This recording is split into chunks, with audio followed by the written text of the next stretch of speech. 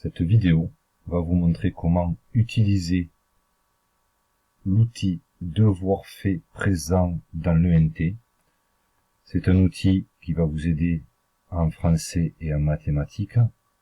Donc, nous allons voir comment procéder pour ouvrir cet outil. Donc, premièrement, il faut aller se connecter à l'ENT, aller ouvrir le menu pédagogie. On retrouve ici nos manuels scolaires, donc qui permet d'accéder aux manuels en ligne numérique. Et nous voyons ici le lien devoir fait avec Jules. Je clique dessus, ça ouvre donc un nouvel onglet qui me propose de me connecter. Si c'est votre première connexion, il faudra créer un compte. Donc nous allons voir ce qu'il demande. Donc si par exemple vous êtes en tant qu'élève, vous allez rentrer votre nom, votre prénom, votre date de naissance, vous allez indiquer votre établissement, sélectionner un département, une ville et le collège. D'accord? Ces informations vont être vérifiées et ensuite votre profil sera créé. Donc moi, j'ai fait la même procédure en tant qu'enseignant. J'ai donc créé un identifiant, un pseudo et un mot de passe.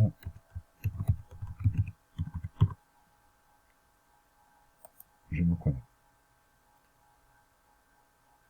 Je n'enregistre pas mes mots de passe sur le navigateur pour des raisons de sécurité. Je peux voir ici sur la page d'accueil les niveaux, les paliers où je me trouve actuellement. Il m'explique mon prochain palier. On pourrait modifier le look du personnage, choisir un fond d'écran. Ça, ces options sont facultatives. Ici, je peux aller voir mon compte. J'ai mon niveau actuel 3e. J'aurais pu ici choisir 6e, 5e ou 4e pour voir ce qui est proposé à chaque niveau. Bien sûr, vous, quand vous passerez à la classe supérieure, vous viendrez ici activer le niveau supérieur par rapport à votre classe actuelle. Que permet de faire cet outil? Donc vous avez premièrement un outil ici de chat. Vous allez communiquer avec cet avatar. On peut dire cette intelligence artificielle qui, suivant les questions que vous allez poser, imaginons, j'écris juste le mot-clé Thalès, je vais avoir des renseignements supplémentaires sur Thalès, je valide, et ici, il me propose une première leçon sur le théorème de Thalès, à quoi il sert. Il va permettre de calculer des longueurs en présence de droites parallèles. Nous avons un exemple. On peut faire défiler ici plusieurs pages pour développer la leçon ou les explications proposées par l'outil. On peut aussi, en cliquant sur ce connecteur ou en allant ici sur les pages méthodologie, sur la page méthodologie, où vous allez avoir des fiches méthodologiques en mathématiques et en français. Donc, je vais prendre encore l'exemple mathématique. Si je prends la fiche calculer des fractions, il m'ouvre un document PDF que je peux télécharger, que je peux même imprimer si j'en ai besoin, qui va me parler ici des fractions, comment additionner deux fractions, soustraire deux fractions, etc., etc. J'ai aussi la possibilité de participer à des parcours. Donc là, actuellement, je suis sur un parcours racine carrée. Je peux l'abandonner. Je vais prendre un autre exemple. Français. Je veux travailler sur les pronoms relatifs. Je sélectionne ce parcours. Il me dit que mon parcours précédent va être abandonné. Je confirme. Voilà. Je vais avoir ici plusieurs objectifs à atteindre. À chaque objectif, il y a une clé. Et pour trouver le code correspondant à cette clé, je vais devoir poser cette question à Jules.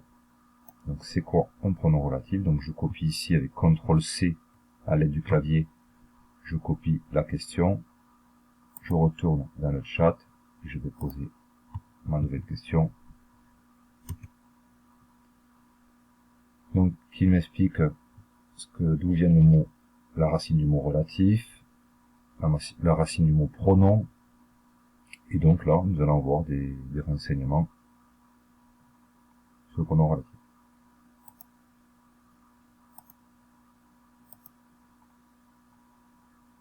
Alors, en parcourant donc la réponse à la question qu'est-ce qu'un pronom relatif, j'obtiens ici un code parcours, qui est le 9221.